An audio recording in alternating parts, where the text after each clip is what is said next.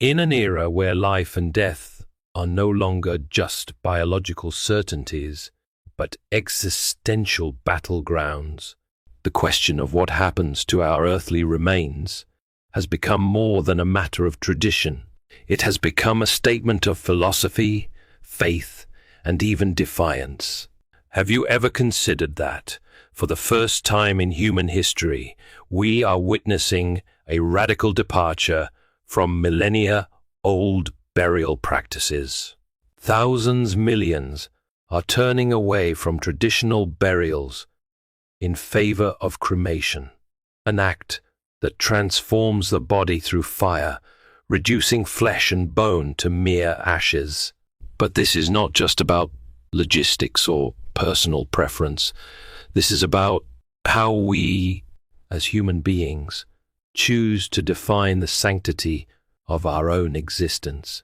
What does it mean that, within just a decade, nearly 70% of the population will choose fire over the grave? What does it say about our relationship with the body, with the soul, and with God? Is this shift a natural evolution of human customs? Or does it reveal something far more profound, perhaps even troubling, about how modern society views life, death, and eternity? As the great Christian apologist C.S. Lewis once wrote in The Weight of Glory, "You have never talked to a mere mortal." If that is true, if every human being carries an eternal soul, then the question of how we treat the body in death becomes more than a personal decision. It becomes a theological one. Is cremation a choice that aligns with Christian beliefs, or is it a break from divine intention? Today, we will dissect this question in its deepest dimensions, addressing 4 essential concerns that demand our attention. First, we must understand what cremation truly is, not just its mechanics, but its implications. Second, we will turn to the ultimate authority, Scripture. Does the Bible support, condemn, or remain neutral on cremation? Third, we will examine a question that weighs heavily on the minds of many believers. Could cremation have consequences for the resurrection of the body, the glorified form promised to the faithful at the rapture? Finally, for those who stand at the crossroads of decision, we will explore the practical and spiritual factors every Christian must consider before choosing between cremation and burial. Question 1. What exactly is cremation? Cremation is not simply a process. It is a transformation. It subjects the human body to extreme heat, breaking it down until all that remains are brittle bones, which are then pulverized into a fine powder known as ashes. It is a methodical return to the elements, a dissolution of the physical form into dust and vapor. Some see it as an efficient, even natural means of disposition.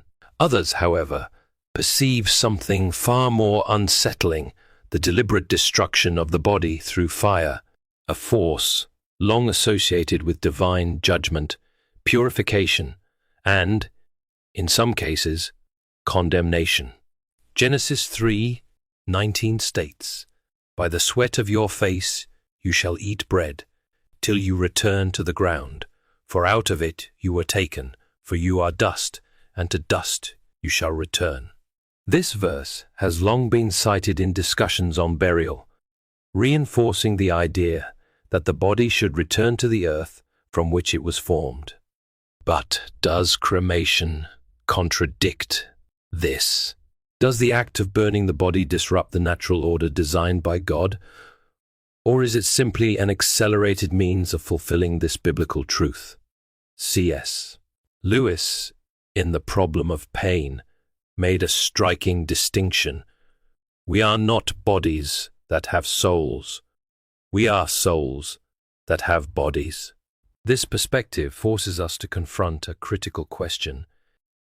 If our bodies are temporary, Does it matter how they are treated after death? Or does the manner of their return to dust carry spiritual significance? Beyond theology, there is the question of science. Cremation is on the rise, and not merely due to shifting cultural attitudes. Environmental concerns, economic pressures, and urbanization all play roles in the decline of traditional burials. Scientific studies reveal that cemeteries are consuming vast tracts of land, embalming chemicals are leaching into the soil, and coffin production is depleting natural resources. Cremation, by contrast, requires less space, fewer materials, and eliminates the long-term environmental footprint of burial.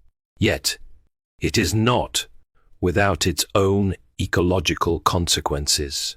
The energy required to incinerate a body is substantial, and the emissions released into the atmosphere raise ethical and environmental questions. More than a personal preference, cremation represents a profound shift in cultural and religious ideology. Some view it as an act of purification, a liberation of the soul from the confines of the body.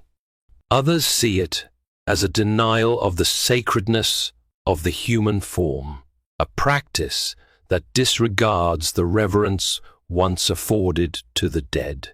What is undeniable is that this debate is not merely theoretical, it is deeply personal, deeply spiritual, and deeply consequential. For Christians, it is not just about what is convenient or popular. It is about what is right. And that is what we must explore today. Question 2. What does the Bible say about cremation? You might be interested to know that in over 200 instances in the Old Testament, where death is discussed, traditional burial is the normal method by which a body is disposed of. However, nowhere in the Bible does it explicitly state that this is the only acceptable way, or that this should be the only way for a body to be handled after death. There are various references in the Bible to bodies being burned, though no direct references to cremation as we understand it today. For example, recall that Saul and his sons were defeated in battle by the Philistines. When some Israelites found their bodies, the scripture says, all their valiant warriors traveled through the night to Beth-shan. They took down the bodies of Saul and his sons from the wall of Beth-shan and went to Jabesh, where they burned the bodies. Then they took their bones and buried them under a tamarisk tree at Jabesh, and they fasted for 7 days. Most likely, these bodies were in such a state, perhaps mutilated or severely damaged, that a proper traditional burial or transporting them back to a suitable burial place wasn't practical. Consequently, they decided to burn the bodies. In the narrative described in 2 Kings 23, 6 and 20, King Josiah's actions reflect a time of intense religious reforms in the kingdom of Judah. This moment in biblical history, filled with symbolism and meaning, illuminates the complexity of funeral practices and their role within the cultural and spiritual context of the time.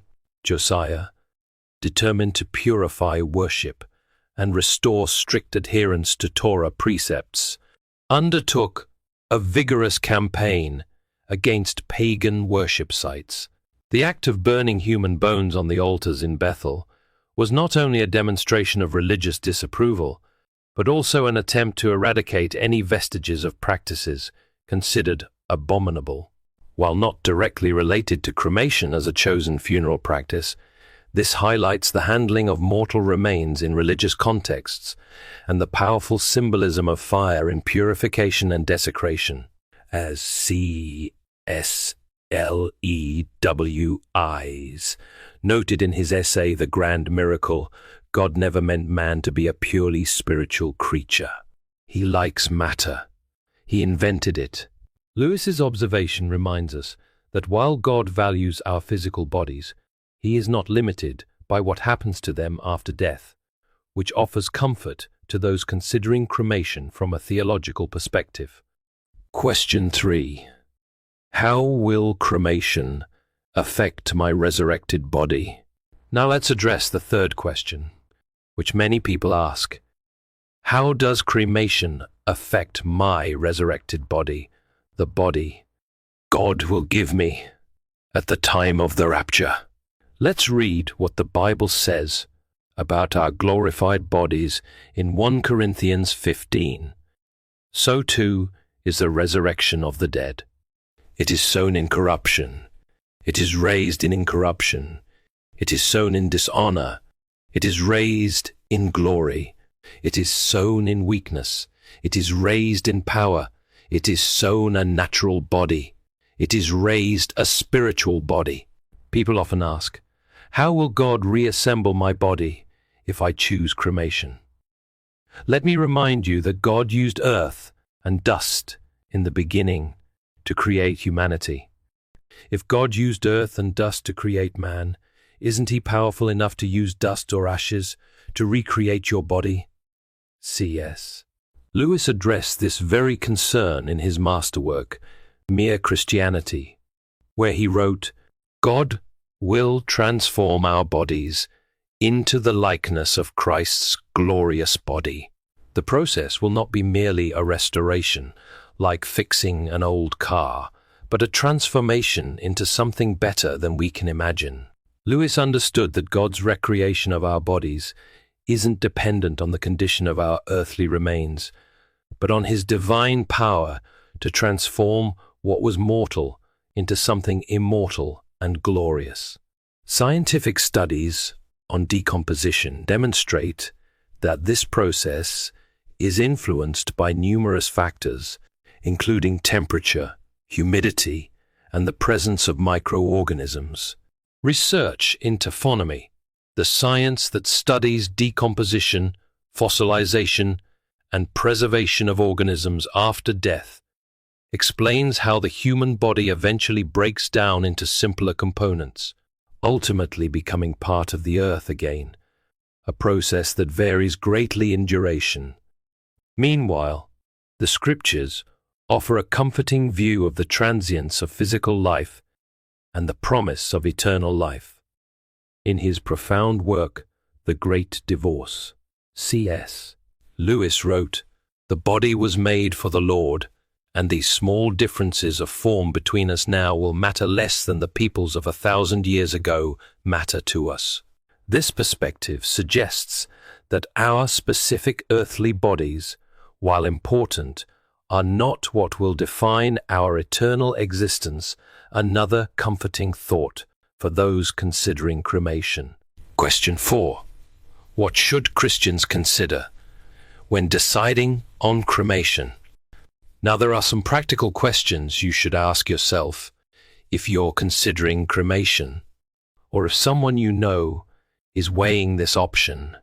First and foremost, what kind of burial celebration do you want people to have when you die? If your remains are in an urn, they can be transported from one place to another, but if you're buried in a grave in a cemetery with a tombstone, that can become a place where loved ones return.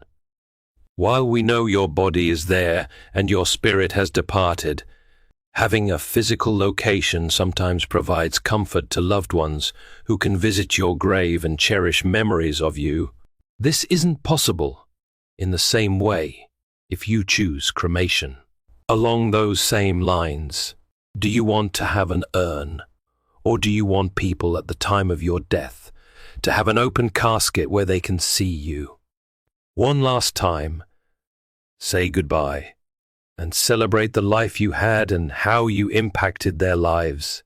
The lack of direct reference to cremation in the Bible leads to interpretations based on general Christian principles and ecclesiastical traditions. Some argue that since the body is seen as the temple of the Holy Spirit, 1 Corinthians 6:19-20, it should be treated with honor and respect after death, which could favor traditional burial.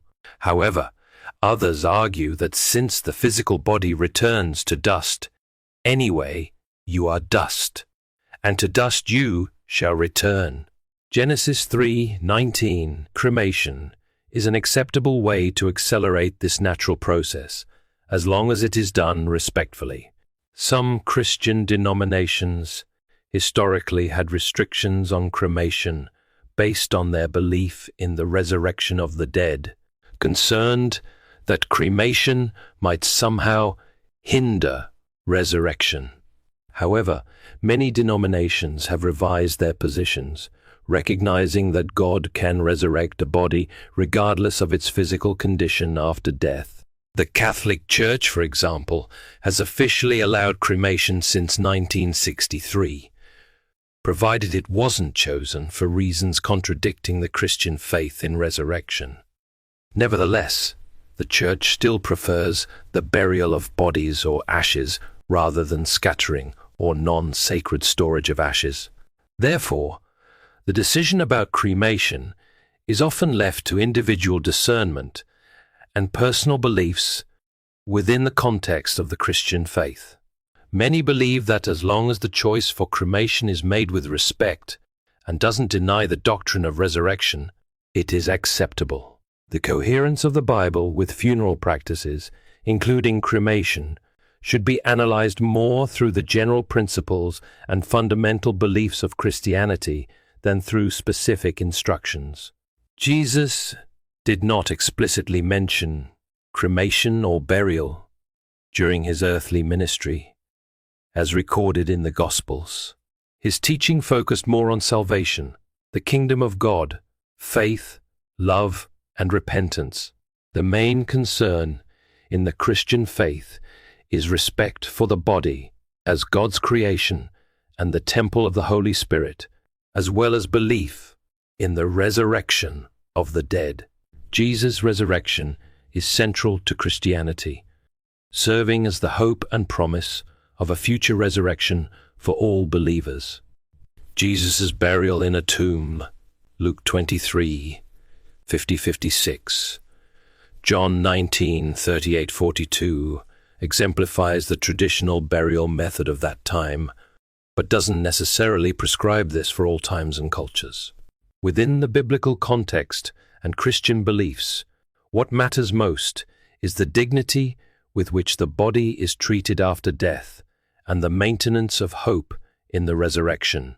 If the decision for cremation is made with respect and honor for the deceased and doesn't contradict belief in bodily resurrection, it can be seen as a viable option for Christians. It's crucial to approach this decision thoughtfully and reverently. The focus should remain on the spiritual meaning of death and resurrection rather than the specific method of body disposal.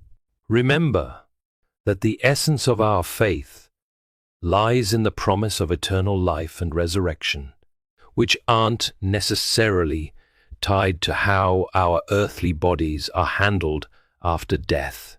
Additionally, consider the traditions, teachings, and guidelines of your specific denomination or faith community, as different Christian groups may have varying interpretations. Seek counsel from spiritual leaders or trusted members of your faith community to ensure your choice aligns with your faith's values and practices. In summary, coherence with the Bible regarding cremation or burial is not based on direct instruction from Jesus or specific commandments, but rather on how these practices align with core Christian principles, honoring the body with dignity, showing respect, and upholding the unshakable belief in the resurrection. So, my dear brothers and sisters, I pray that the answers to these 4 questions have brought you clarity. Death is a subject none of us enjoy discussing. It is difficult, painful, and sometimes even the thought of it can make us uneasy. Yet, one day, we will all have to face this reality, whether for ourselves or for those we love. When that time comes, you will need to consider how your body will be handled after passing from this life. This is not just a practical decision, but a spiritual journey, one that reflects faith, hope, and reverence for God's divine plan. As C.S. Lewis wrote, in A Grief Observed, "You never know how much you really believe anything until its truth or falsehood becomes a matter of life and death to you." It is often in these moments when we must decide between cremation or burial that many Christians come to a deeper understanding of what they truly believe about resurrection and God's power over death. And so I pray that God grants you wisdom to make a decision that not only fits your circumstances, but also aligns with your faith in His promises. May He fill your heart with peace as you reflect on these matters, so that fear and anxiety do not overwhelm you, but rather you are strengthened by trust in His perfect plan. My beloved brothers and sisters, if these insights have been helpful to you, I encourage you to continue seeking guidance in God's Word. Subscribe to our channel to be spiritually nourished and to receive more content that brings you closer to Him. Don't hesitate to leave a like and a comment, because when we share, discuss, and grow together, our faith becomes even stronger. And if the Lord moves your heart to support this mission, consider becoming a channel member. Even the smallest action can make a great impact in spreading His word to more souls in need. May the grace of God cover you, may His peace be upon you, and may He guide you in every decision you make. Amen.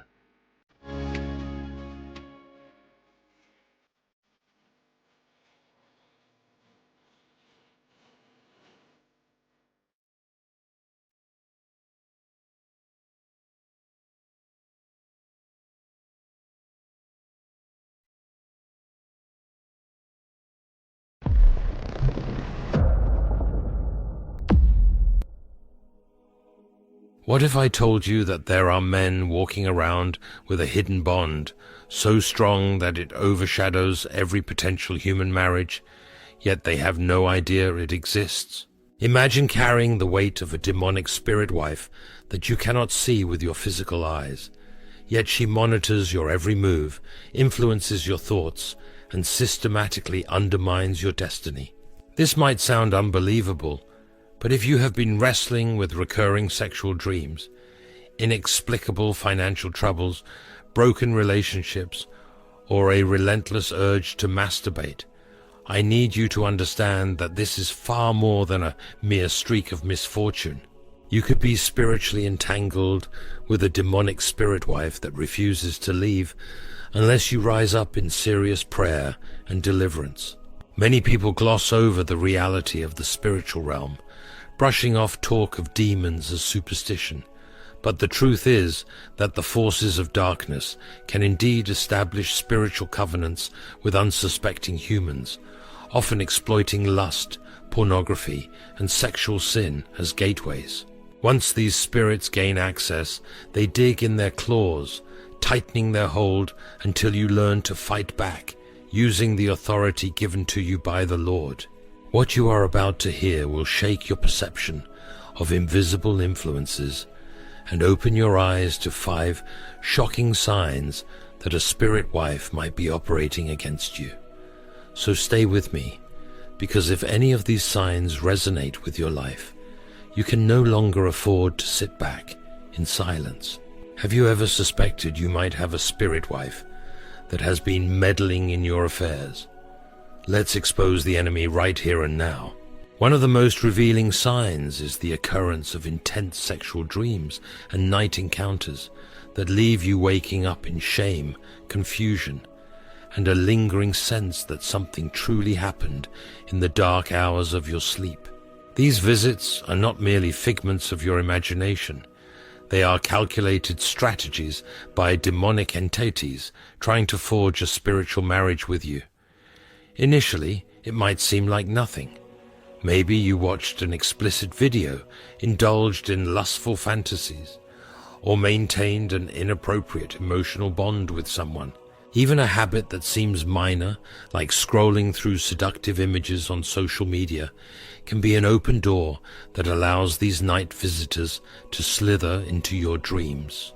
Before you realize what is happening, you begin experiencing vivid sexual encounters in your sleep, sometimes with individuals you do not recognize, sometimes with people you know, and occasionally even with those who have passed on. You may wake up feeling as though a tangible presence was in your room, or you might find unsettling physical evidence suggesting a sexual encounter.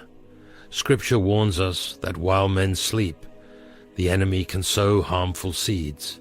The demonic realm thrives under the cover of darkness, striking at our most vulnerable moments to create sinful covenants that drain our spiritual vitality.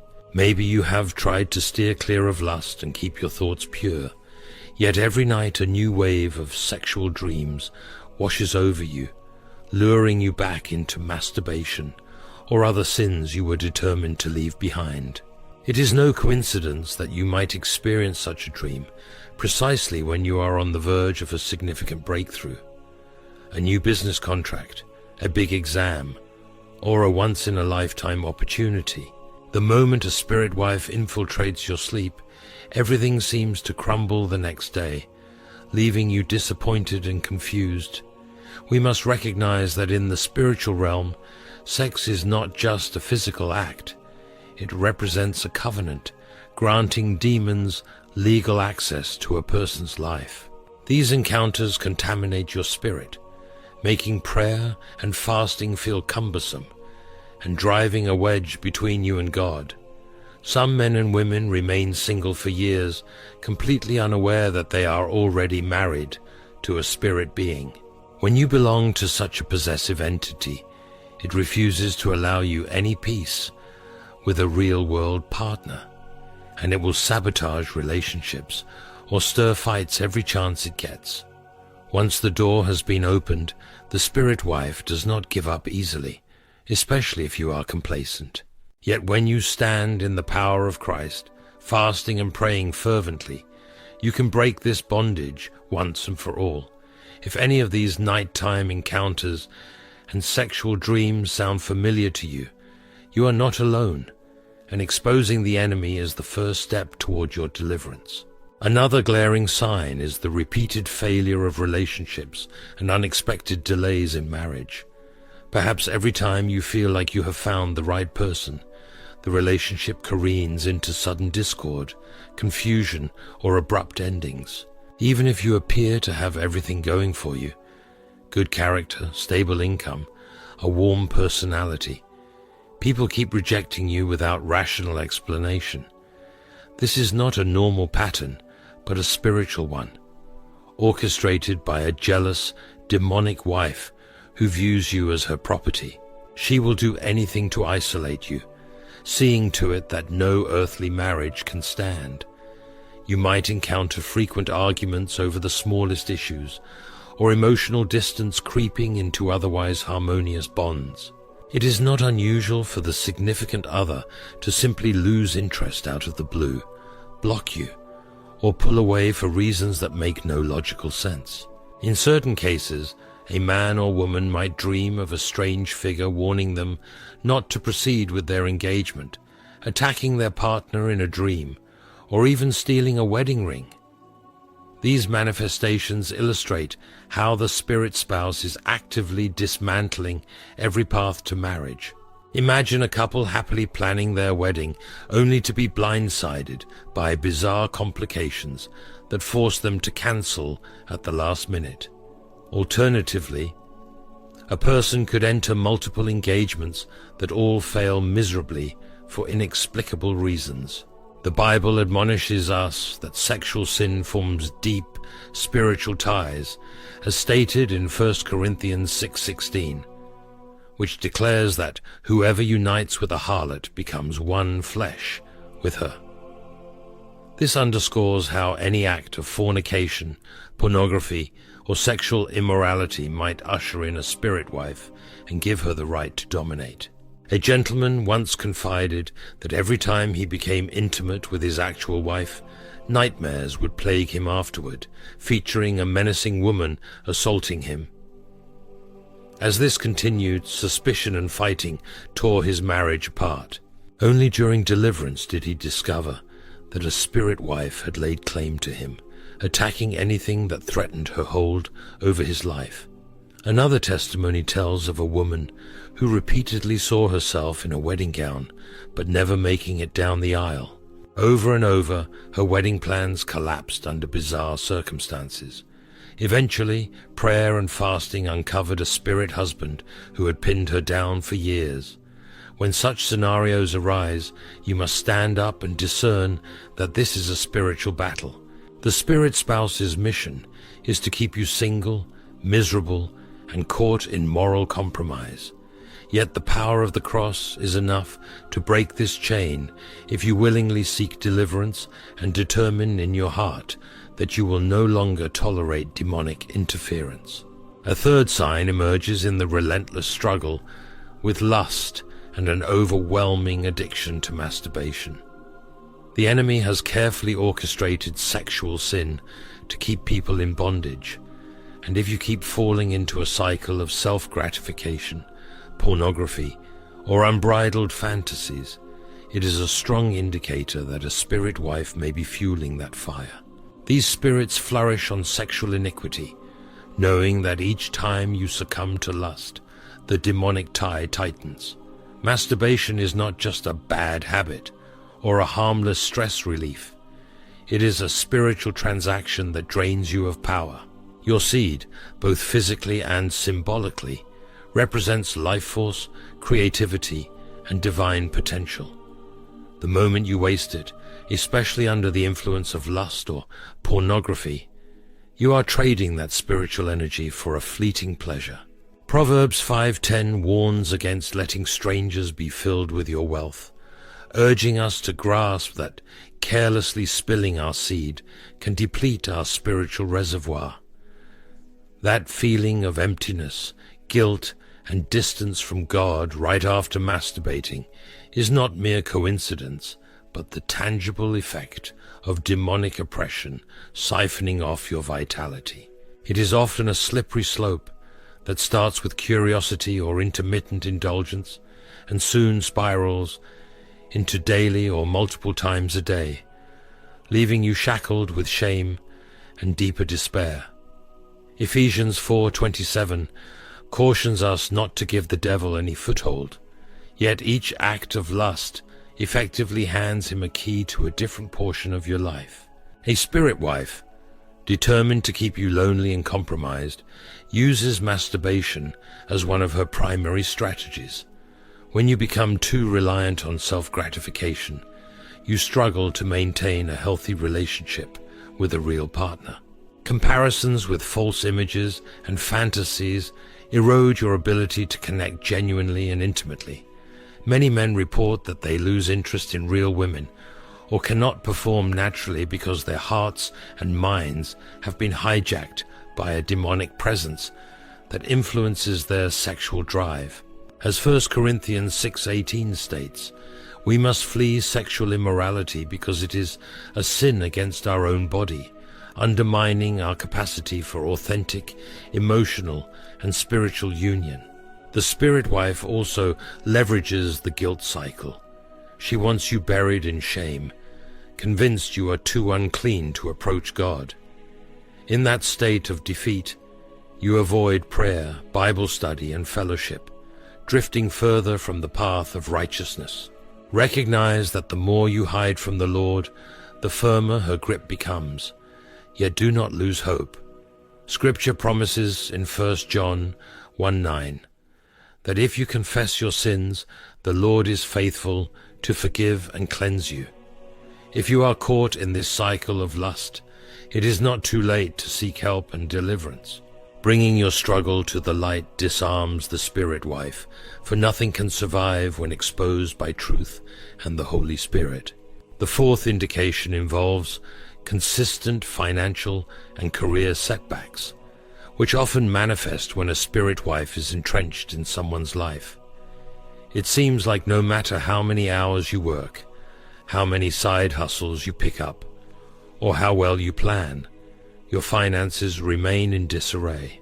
Money slips through your fingers with unexplained expenses, delayed payments, or emergencies that require sudden outlays of cash.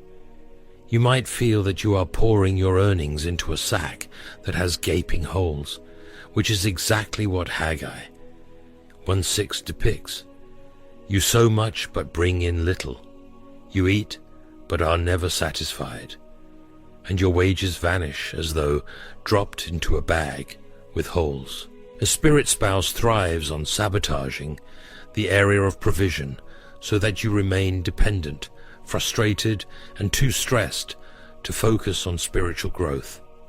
That major business deal that looked promising might fall through at the last minute for no logical reason. A forthcoming promotion is snatched by someone with less experience, or your boss suddenly turns against you just when you expected a raise. If you notice a pattern of being overlooked for jobs, or having your hard work brushed aside by superiors who once praised you, this might be the result of a demonic covering that the spirit wife has placed over you, obscuring your gifts and talents from those who could help you advance. Also, you might have a recurring issue where people borrow money from you and never return it, acting as if they have no respect for your financial well-being. All these signs paint a vivid picture of a spiritual entity working behind the scenes to prevent you from thriving. The goal is to keep you perpetually worn out and distracted, so you are never in a stable place to break the chains through focused prayer and fasting. If you see this pattern in your life, realize that the solution is not simply more hustle.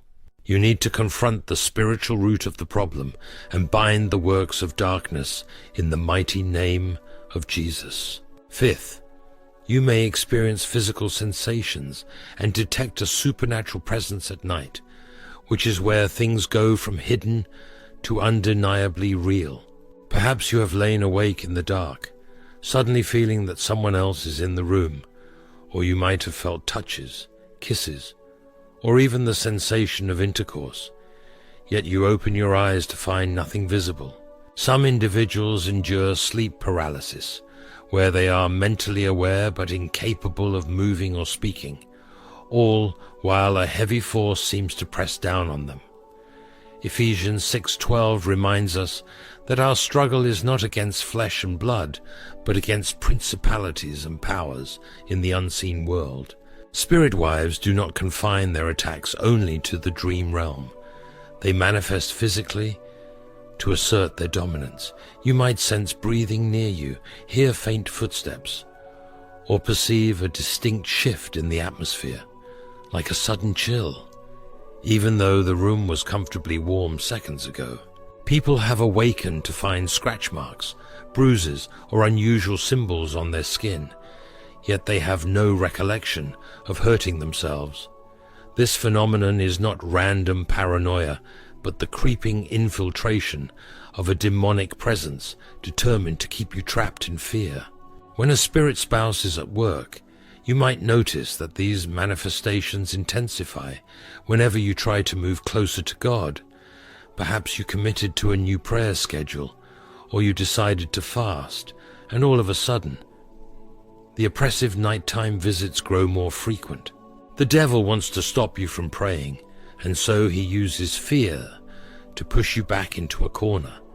Nighttime experiences of hearing your name whispered, feeling something weigh down on your chest, or repeatedly waking up in terror are tactics the spirit wife employs to claim you. Jesus made it clear that the thief comes only to steal, kill, and destroy, and these paranormal disturbances aim to drain your spiritual vitality, block you from intimacy with the Lord, and keep you tethered to sin. Enough is enough. You do not have to remain silent or ashamed if you have been grappling with these horrifying encounters. It is time to engage in spiritual warfare, Declare your authority as a child of God and command these spirits to depart in the name of Jesus Christ. They may intimidate, but greater is he who is in you than the one that prowls in the shadows. No matter how normal these issues might seem when you rationalize them, they are not mere coincidences or unfortunate circumstances. They often point to the relentless hold of a spirit wife, a demonic agent that latches onto your life to sabotage everything from your prayer life to your relationships, finances, and peace of mind. Yet the victory has already been won through the power of Jesus, who declared in Luke 10:19 that he has given us the authority to trample on all the works of the enemy. The question is whether you will stand up and use that authority or continue living under unseen oppression. If you see yourself in any of these scenarios, nightly sexual dreams, mysterious relationship failures, suffocating addictions to lust, constant financial frustration, or the tangible presence of something dark in your room, it's time to speak up and fight back. Share your struggle with trusted believers, seek deliverance ministry if necessary, and commit yourself to a lifestyle of holiness, because holiness leaves no room for a spirit spouse to operate. Confess any hidden sin, close every open door, and remember 1 John 1:9. If we confess our sins, God is faithful to forgive and wash us clean. The enemy thrives in secrecy and shame, but once the light shines on these hidden places, the spirit wife's grip weakens and her power crumbles under the name of Jesus. Do not let pride or fear hold you back. If you have been enduring these attacks, it's time to cry out for help and break the chains once and for all. Comment if you need prayer or if you have experienced these manifestations, because your testimony could encourage someone else to seek freedom. And do not forget to share this message so others can learn about the hidden battles they may be facing. The blood of Jesus is enough to break any curse, any covenant, and any demonic marriage. Today can be the day you reclaim your freedom, find restoration in your relationships, witness financial breakthroughs, and rest peacefully in your own bed. You were not created to be a captive of darkness. You were destined to walk in the light and power of God. So let the enemy be exposed, let your chains be shattered, and let the Spirit of the Lord lead you into the abundant life he has promised. May God bless you, cover you in his protection, and fortify you with the strength to overcome every plan of the devil. Even if this battle has been raging for years, it only takes a moment of divine intervention to unravel every demonic scheme and set you completely free. The time to stand is now, and the victory is certain in Jesus' mighty name. Have you ever paused to wonder why certain relationships in your life feel like a heavy burden instead of a source of joy? Why some connections seem to drain your spirit rather than uplift it? Family, the bond we cherish as unbreakable, can at times be the very source of our deepest wounds. Yet, in the midst of this paradox, a question arises. Could there be a divine purpose even in the heartbreak caused by those we hold dearest? God's ways are mysterious, far beyond our comprehension. His wisdom operates on a plane we cannot fully grasp, yet it always works for our ultimate good. When a family member becomes the source of pain, criticism, or discouragement, it may feel as though the very foundation of your life is crumbling. But my friend, what if God is not allowing this to destroy you, but rather to protect and elevate you? Could it be that his hand is shielding you from harm in ways you cannot yet see? Consider the life of Joseph, betrayed by his brothers, sold into slavery, and left to fend for himself in a foreign land. To the casual observer, his story might seem like one of abandonment and despair. But behind the scenes, God was orchestrating a plan far greater than Joseph or his brothers could imagine. Each betrayal, every setback, was a step toward his ultimate destiny. What appeared to be rejection was, in truth, divine redirection. Have you ever thought that perhaps the tension you feel, the unkind words spoken against you, or the lack of support from someone you love might be God's way of redirecting your focus? Maybe He is placing a hedge of protection around your life to shield you from harm that you cannot yet perceive. It's easy to focus on the pain, but the challenge lies in trusting the plan, believing that God sees the full picture, even when we see only fragments. Life is hard, the victor is merit, and yet here is a proof. He wishes merit for merit. Sometimes, God removes people from your life not to punish you, but to fulfill His promise to you. A relationship that constantly undermines your self-worth or questions your purpose is not a relationship that aligns with God's will for your life. He created you with a purpose, a unique calling that no one else can fulfill. Why then would He allow you to be consumed by relationships that threaten to derail that purpose? He has nothing to prove. He truly is. Peculiar situations like these generate a certain level of unrest that threaten to derail that purpose. Perhaps the very person who has become a thorn in your side is the one God is working to protect you from. Now imagine a parent shielding their child from a dangerous path. The child may cry, resist, or feel abandoned in the moment, but the parent's intention is not to harm, it is to save. In much the same way, God's protection often feels like rejection, but His love is unfailing, His timing perfect, and His ways always just. Could it be that God is whispering to your heart even now, saying, "Trust me, I am removing what you do not need to make room for what I have prepared. You see how it is, you really can trust me." In much the same way, God's protection often feels like rejection. But if you remove what you do not need to make room for what I have prepared, you will see how incredibly rich your life becomes. Could it be that God is whispering to your heart, even now, saying, "Trust me, I am removing what you do not need to make room for what..." In moments of confusion and heartache, the temptation to question God is strong. Why would He allow this pain?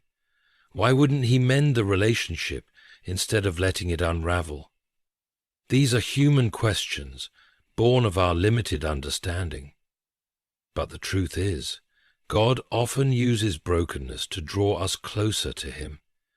The void left by others becomes the space He fills with His presence, His guidance, and His peace. Take a moment to reflect. Are there relationships in your life that feel like chains, binding you to discouragement, despair, or doubt? Have you been asking God why, when perhaps the better question is, "What are you teaching me through this?" What if God is not only protecting you, but also refining you, preparing you for something greater than you could ever imagine? How do you find you? The path God lays before you may not be easy, but it is always purposeful. The pain you endure is not wasted. It is woven into a tapestry of divine design. Each trial, every tear, is a thread that contributes to the beauty of the final masterpiece. Trust that even when you cannot see it, God is working for your good. God is working for your good. Now, let us journey deeper into this revelation. Let us uncover the signs that reveal God's protection in your life, even in the most unexpected places. Here are the 6 signs God is protecting you. From a family member who brings you down, from a son who gets you down too often, from the complaining voice in your mind. These signs are not random. They are intentional moves by a loving and protective God. Pay attention to them, and trust that His plans for you are always for your good. Even when it hurts, He is working to lead you to a place of freedom, purpose, and peace. 1. Your peace feels restored when you distance yourself. Peace is one of the most profound gifts God gives to His children. It is not the fleeting peace the world offers, but a deep and abiding stillness that surpasses all understanding. When you begin to feel this peace, after distancing yourself from a family member, it's a sign that God is at work, shielding you from the turmoil that person may bring. This peace is not a coincidence. It is a protective measure, a gift from a loving Father who desires wholeness for your life. Think about the storms Jesus calmed on the sea. The disciples were terrified, believing they were about to perish. Yet, with just a word, He brought the raging winds and waves to a complete halt. This is the same peace God offers to you. When someone in your life continuously stirs up storms of conflict, doubt, or discouragement, He steps in to calm your spirit. He may not immediately change the person or the situation, but He changes your environment by creating space for His peace to dwell. Reflect on how peace feels when it returns. It's not just the absence of conflict, it's the presence of God. You might find that your thoughts become clearer, your sleep more restful, and your heart less burdened. This is God gently whispering, "I am here. I am guarding your heart and mind. Trust me." If this peace comes only after you've taken a step back from a family member, it's a powerful indication that God is actively protecting you. Distance doesn't always mean permanent separation, but it often provides the clarity needed to assess a relationship's impact. When we are too close to a toxic situation, it can cloud our judgment and distort our perspective. Stepping away gives God the space to work on your heart and theirs. It allows you to discern whether the relationship is one that aligns with His will, or one that threatens your spiritual well-being. In moments of peace, lean into prayer. Ask God to reveal His plan for the relationship. Seek His wisdom, and trust that He is working for your good.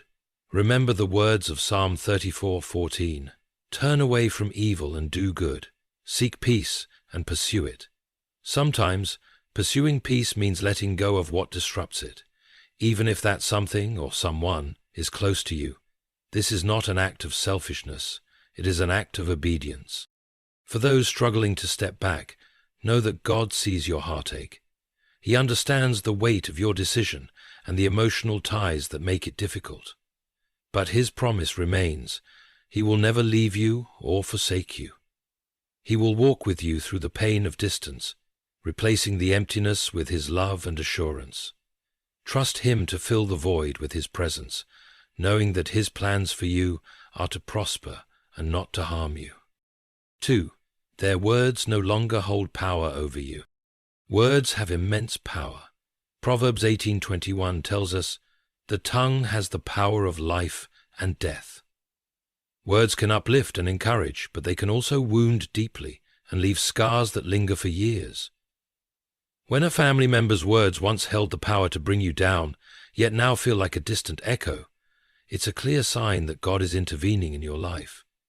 He is breaking the chains of negativity and freeing you from the control their words once had over your mind and spirit. This change doesn't happen by accident. It's the work of God's Spirit, who shields your heart and renews your mind. Think of Ephesians 6:16, where we are instructed to take up the shield of faith, with which you can extinguish all the flaming arrows of the evil one. Hurtful words are like flaming arrows aimed at your self-worth and confidence. But when God steps in, He equips you with the strength to deflect these attacks and stand firm in His truth. As their words lose their sting, you begin to realize something extraordinary. Your identity is not defined by what others say about you, but by what God says about you. You are His child, fearfully and wonderfully made, loved beyond measure. The opinions of others pale in comparison to the Creator's declaration over your life. This shift in perspective is liberating. It's God's way of protecting you from further harm and reminding you of your true worth. Have you ever noticed how negativity often thrives on your reaction? When someone criticizes or belittles you, their power comes from how deeply you internalize their words. But when you stop reacting, when their words no longer shake your confidence, they lose the ability to control you. This is not your strength alone, it's God's power at work within you. It's His armor shielding you from harm and His truth dismantling the lies spoken against you. This doesn't mean the hurtful words will stop altogether, but it does mean they no longer define you. You'll find that instead of replaying those words in your mind, you focus more on God's promises. His word becomes the foundation upon which you stand. Verses like Isaiah 54:17 take on new meaning. No weapon forged against you will prevail, and you will refute every tongue that accuses you. This is God's assurance that He is fighting for you, silencing the voices that seek to tear you down. Over time, you may even feel compassion for the person who once hurt you with their words. Hurt people often hurt others, and their negativity may stem from their own pain or insecurities. While this doesn't excuse their behavior, it allows you to release the bitterness and entrust them to God. Forgiveness becomes possible, not because they deserve it, but because God has freed you from the weight of their words. As you reflect on this sign, let it remind you of God's constant protection. He is not only shielding you from harm, but also transforming you from within. The freedom you feel is a testament to His grace and power. Trust in His work, knowing that He will continue to protect, guide, and strengthen you in the face of adversity. 3. When doors seem to close around the influence of a family member, it's often a sign that God is working behind the scenes to protect you. These closed doors may manifest as fewer opportunities to interact, strained communication, or even physical distance.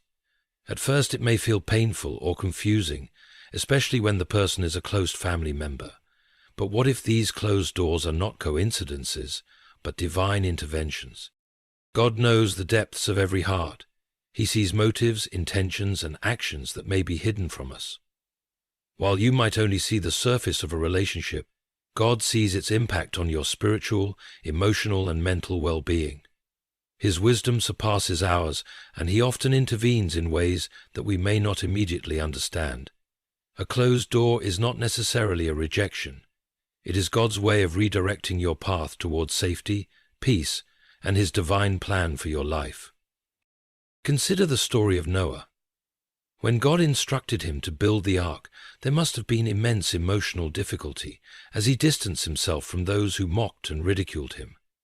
Yet when the time came, God Himself shut the door of the ark, sealing Noah and his family inside and protecting them from the flood. In the same way, God may close doors in your life to protect you from emotional floods caused by relationships that drain your strength and peace. A closed door can also be an opportunity for reflection.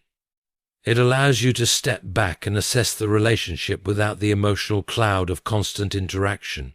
Ask yourself, has this relationship been nurturing my spirit, or has it been pulling me away from God's purpose for my life? Is this person encouraging me to grow, or are they sowing seeds of doubt and discouragement?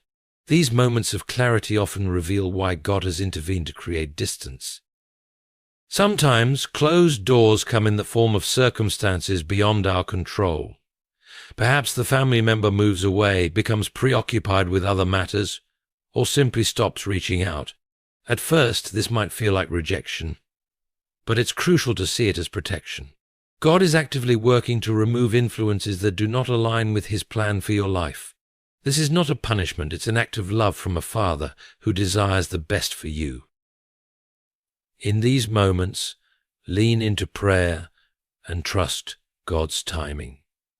Isaiah 22:2 says, "When He opens a door, no one can close it, and when He closes it, no one can open it." Trust that the doors He closes are for your protection, and that He is leading you to doors that open to blessings, growth, and peace. 4. You begin to see their true intentions. When God begins to protect you from a family member, one of the most profound signs is a sudden clarity about their true intentions. Relationships, especially with family, are built on trust and love. But sometimes we can be blind to patterns of manipulation, jealousy, or toxicity because of the deep bonds we share. When you start to see these behaviors for what they are, it's not your imagination, it's God revealing the truth to you. This revelation often comes gradually. You might notice subtle patterns that once seemed harmless but now appear as harmful. For example, a family member might habitually undermine your confidence, dismiss your achievements, or use guilt to control you. These behaviors, while painful, often go unnoticed because of the love and loyalty you feel. But when God begins to remove the scales from your eyes, He allows you to see the relationship in its entirety, the good, the bad, and the destructive. The Bible speaks about the importance of wisdom and discernment. Proverbs 2:6 says, "For the Lord gives wisdom, from His mouth come knowledge and understanding." When God reveals someone's true intentions, it's an act of wisdom bestowed upon you. He is equipping you with the knowledge you need to make decisions that align with His will for your life. This clarity is a gift, even if it feels painful at first. Understanding someone's true intentions doesn't mean you must immediately cut them off. Instead, it's an invitation to approach the relationship with wisdom and boundaries. God does not call us to hatred or vengeance, but He does call us to guard our hearts. Proverbs 4:23 reminds us, "Above all else, guard your heart, for everything you do flows from it." Recognizing harmful intentions allows you to set boundaries that protect your peace and well-being. This revelation is also an opportunity for growth. It challenges you to reflect on how you've allowed this person's influence to shape your thoughts and actions. Have you compromised your values to please them? Have you doubted yourself because of their words or actions? God is showing you the truth, not to condemn you, but to free you. He is calling you to step into the identity He has given you, one of strength, confidence, and purpose. As you come to terms with this newfound clarity, you might wrestle with feelings of betrayal, sadness, or anger. These emotions are natural, but they are also an invitation to lean into God's grace. He is not only revealing the truth about others, but also drawing you closer to Himself. Trust that His intention is not to hurt you, but to protect and refine you. In time, this clarity may even lead to compassion. Seeing someone's true intentions often reveals their own struggles, insecurities, or unhealed wounds. While this doesn't excuse their behavior, it can soften your heart toward them. You may find yourself praying for their healing even as you maintain the boundaries God has led you to establish.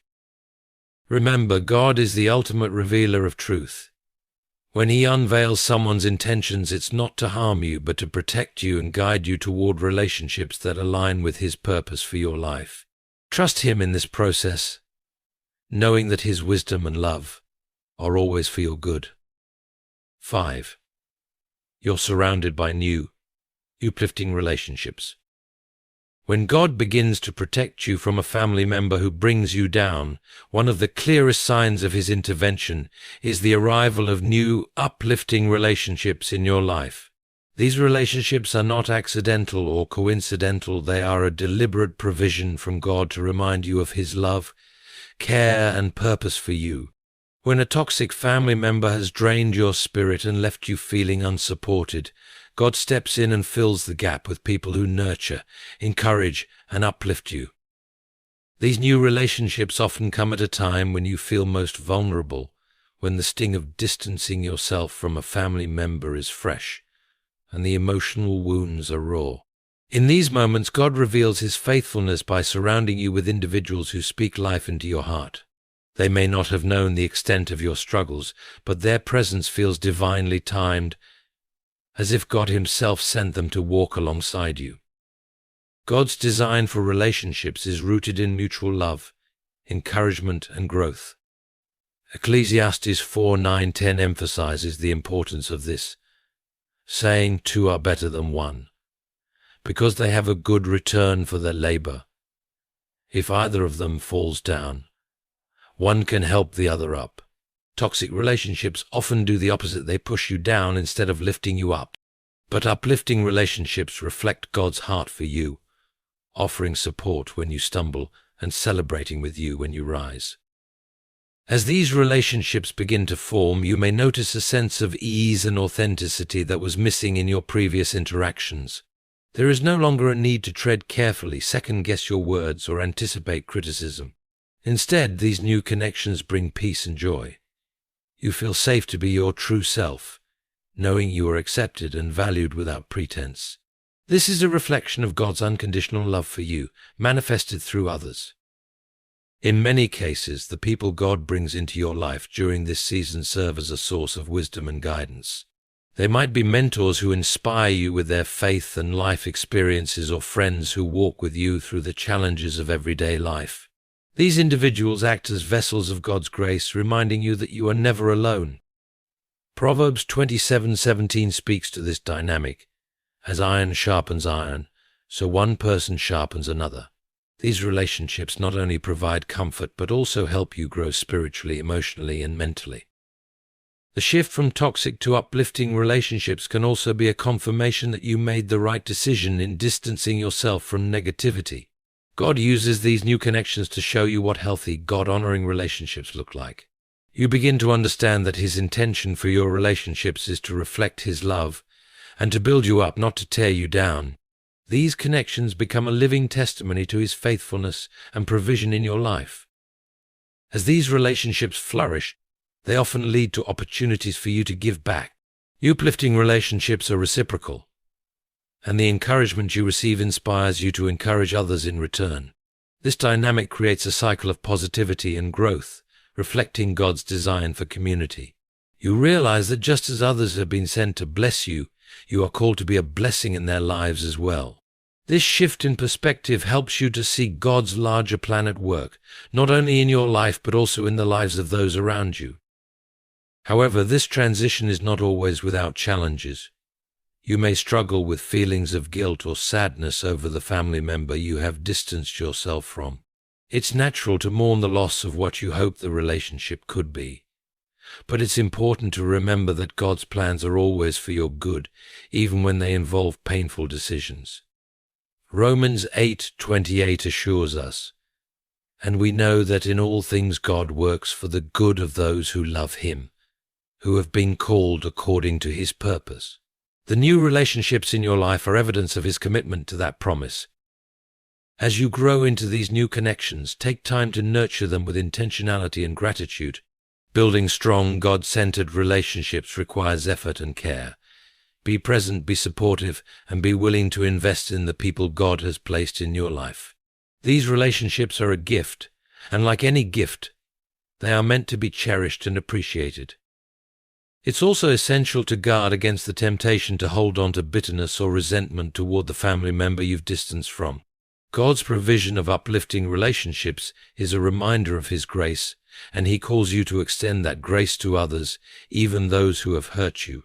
Forgiveness does not mean allowing toxicity back into your life, but it does mean releasing the burden of anger and trusting God to handle the situation in His perfect way.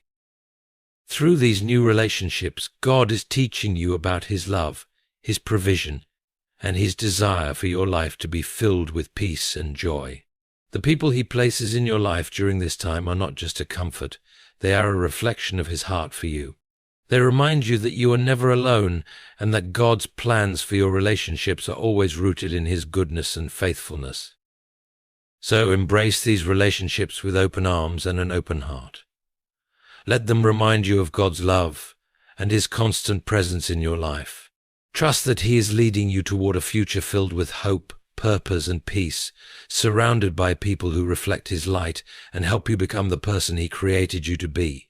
These relationships are not just a sign of His protection, they are a glimpse of His kingdom here on earth, a beautiful reminder of His unfailing love and care for His children. 6. You feel a stronger pull toward your purpose. One of the most remarkable signs that God is protecting you from a family member who brings you down is a renewed and undeniable pull toward your purpose. The shift doesn't happen by accident. It is the result of God removing distractions and toxic influences that cloud your vision and hinder your progress.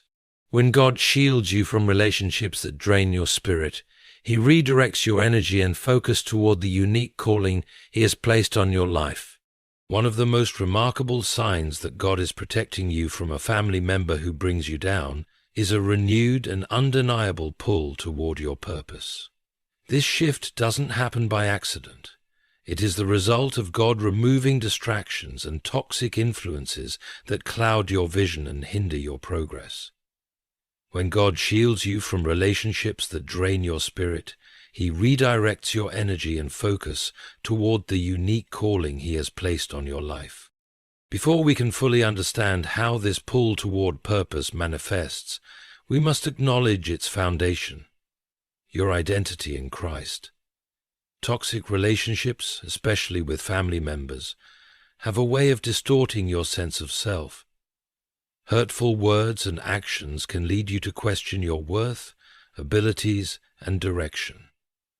But as God intervenes, He begins to remind you of who you are in Him. You are fearfully and wonderfully made, Psalm 139:14, created with a divine purpose that no one else can fulfill.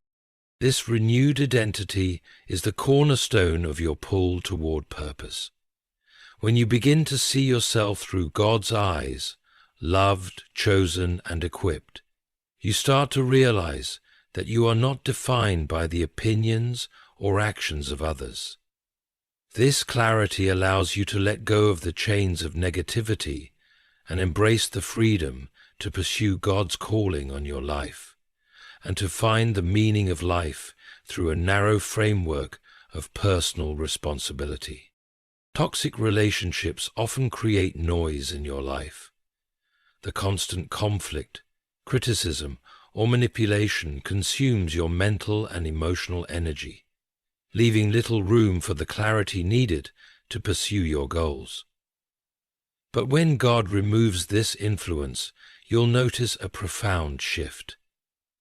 The mental fog lifts, and suddenly you can see the path ahead more clearly.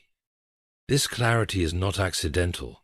God is intentionally clearing the way for you to focus on what truly matters. Proverbs 16:9 reminds us, "In their hearts, humans plan their course, but the Lord establishes their steps." When He shields you from the noise of negativity, He is establishing your steps, guiding you toward the plans He has designed uniquely for you.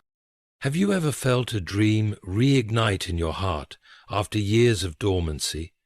This is often a sign that God is pulling you toward your purpose. Toxic relationships can have a stifling effect on your dreams, making you feel as though your aspirations are unattainable or unworthy. But as God protects you and restores your confidence, those dreams resurface, leaving you fresh with fresh possibilities. And this is why the word of the Lord spoke to you. This pull may feel like a whisper at first, a gentle nudge reminding you of the passions and talents God placed in you long ago. As you lean into His presence and guidance, this whisper grows louder, becoming a clear and undeniable call to action. This is God's way of reminding you that His plans for you have never changed, even if circumstances try to derail them. Another way this pull manifests is through divine alignment. When you start moving toward your purpose, you may notice opportunities appearing seemingly out of nowhere. These are not coincidences. They are orchestrated by God. He is opening doors that no one can shut, Revelation 3:8, and providing resources, connections, and encouragement to help you succeed. These opportunities often feel like confirmation that you're on the right path. They may come in the form of a job opportunity, a chance meeting with someone who inspires you, or an idea that sparks immediate action. Pay attention to these moments, as they are God's way of affirming your direction and equipping you for the journey ahead. Pursuing your purpose is not always easy. It requires faith, determination, and resilience, especially when you're overcoming the wounds left by toxic relationships. But as God protects you and pulls you toward your purpose, He also strengthens you for the journey. Isaiah 40:31 assures us, "But those who hope in the Lord will renew their strength. They will soar on wings like eagles. They will run and not grow weary. They will walk and not be faint." This renewed strength is a direct result of God's work in your life. As you distance yourself from negativity, you'll find that your energy and motivation are no longer depleted by unnecessary conflict. Instead, they are channeled towards fulfilling the calling God has placed on your heart. This strength allows you to persevere through challenges, trusting that God's grace is sufficient for every step of the way. The pull toward purpose is not just about external achievements. It is deeply rooted in your relationship with God. As He removes toxic influences, you'll notice a deeper intimacy with Him. The time and energy once consumed by negativity are now redirected toward prayer, worship, and seeking His guidance. I thank you for the moderation that seems God requires from your impatience today. I thank you for the improvement you bring to the world. I thank you for the improvement you bring to the world. This spiritual growth is transformative. You begin to see your purpose not as a checklist of goals, but as a journey of faith and obedience. You realize that every step you take toward your calling is an act of worship, a way to glorify God and align your life with His will. This deeper connection with God becomes your anchor, sustaining you through the highs and lows of the journey. One of the most beautiful aspects of this pull toward purpose is its ripple effect. Your purpose is never just about you. It is designed to impact others. As you step into your calling, you become a vessel for God's work, a light in the darkness for those around you. Matthew 5:16 encourages us, "Let your light shine before others, that they may see your good deeds and glorify your Father in heaven." This impact might manifest in small, everyday actions or grand, life-changing initiatives. It could be through a kind word, a creative project, or a ministry that touches countless lives. Whatever form it takes, your obedience to God's call has the power to inspire and uplift others, bringing glory to Him and fulfilling your divine purpose. As you feel the pull toward your purpose, it's natural to experience moments of fear and doubt. You might question whether you're capable or worthy of fulfilling such a calling. But remember, God doesn't call the equipped, He equips the called. 2 Timothy 1:7 reminds us, "For the Spirit God gave us does not make us timid, but gives us power, love, and self-discipline." God's protection and guidance are your assurance that you are not walking this path alone. He is with you every step of the way, providing strength, wisdom, and courage to overcome any obstacle. Trust in His promises and let His power work through your weaknesses. At the heart of this pull toward purpose is a desire to fulfill God's will for your life. This is the ultimate reward, not worldly success, but the joy of knowing you are walking in obedience to your Creator. As you pursue your purpose, you'll find a deep sense of fulfillment and peace that can only come from aligning your life with God's plan. This journey may not always be easy, but it will always be worth it. Trust that God's protection and guidance are leading you exactly where you need to be. As you move forward, remember that every step is an act of faith, a testament to God's love and sovereignty in your life. God has brought you into His presence for a reason. Embrace this pull toward your purpose with confidence and gratitude. Know that God has chosen you for a unique and powerful calling, and He will be faithful to complete the good work He has begun in you. Philippians 1:6. Move forward boldly, trusting that His plans for you are greater than you could ever imagine. And be brave, greater than hope, and reach the fullness of your success, or greater than you could ever imagine. As we come to the conclusion of this journey, let us take a moment to reflect deeply on the profound ways God works in our lives, especially when it comes to relationships that challenge us. Self-consciousness, self-managing behaviors, controlling ourselves. Each of the signs we've explored, the restoration of peace, the diminishing power of harmful words, the closing of toxic doors, the revelation of true intentions, the blessing of uplifting relationships, and the pull toward your divine purpose, points to one undeniable truth: God's love for you is unwavering, and His protection is intentional. In reality, God's love for you is unwavering, and His protection is intentional. Life's greatest challenges often come from those closest to us. Family relationships, by their very nature, carry immense emotional weight. When these connections become sources of pain, discouragement, or toxicity, it can feel as though the foundation of our world is being shaken. Yet even in these moments of turmoil, God is at work. His protection is not always loud or obvious. It is often subtle and quiet, but it is always present. And sometimes His only response is people. The signs we've discussed are His way of showing you that He sees your struggles, understands your pain, and is actively guiding you toward healing and restoration. One of the greatest blessings of God's protection is the restoration of your inner peace. Peace is not just the absence of conflict, but the presence of God's stillness in your heart. When you distance yourself from a toxic family member and begin to feel that peace return, it is a reminder of God's hand at work. He is drawing you closer to Him, creating space for His presence to fill the void left by negativity. This peace is a gift, a sign that you are walking in alignment with His will, and a reassurance that He is guarding your heart and mind. The diminishing power of harmful words is another profound sign of His protection.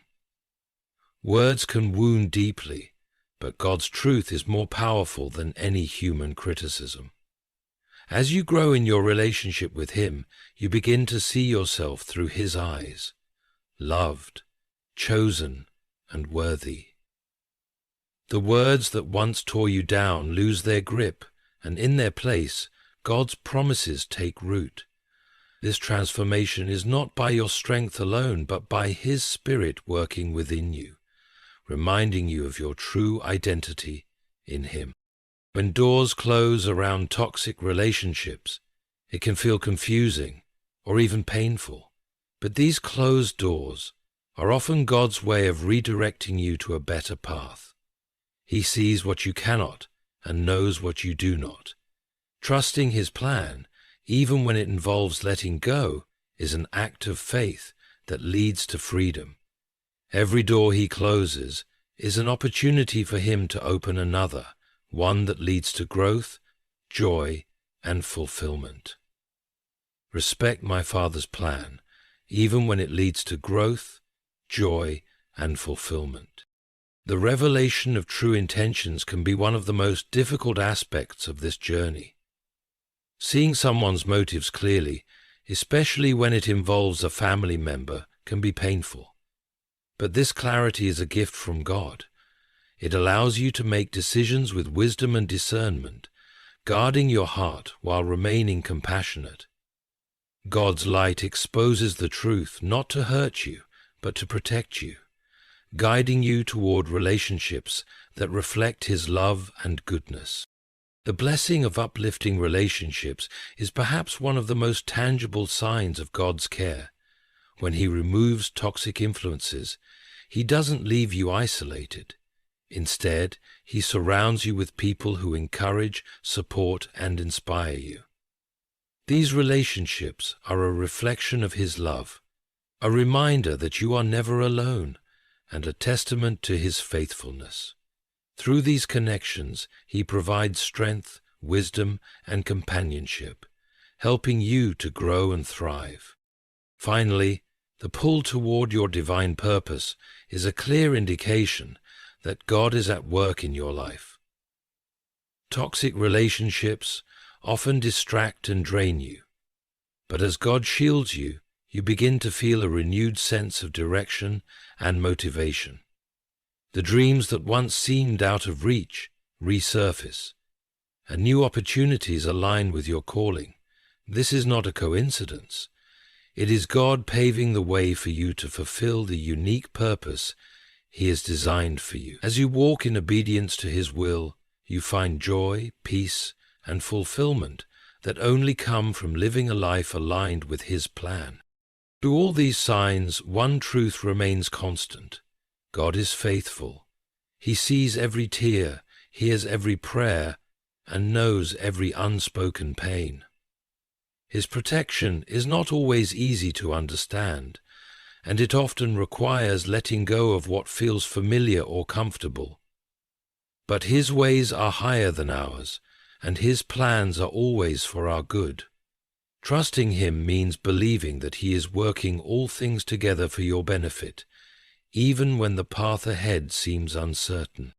As we conclude, I encourage you to take these signs to heart. Reflect on how God has been working in your life, even in the midst of challenges. Trust that His protection is a sign of His love and His commitment to your well-being.